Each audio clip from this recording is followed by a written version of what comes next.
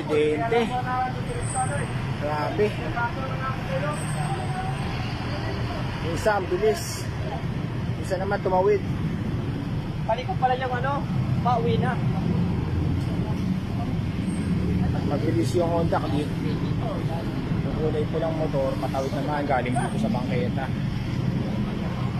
So nagkaramdaman. Talo guys, hindi na tayo sa kalsada, huwag masyado mabilis. Sabihin ko talaga. Ito nang sasabi.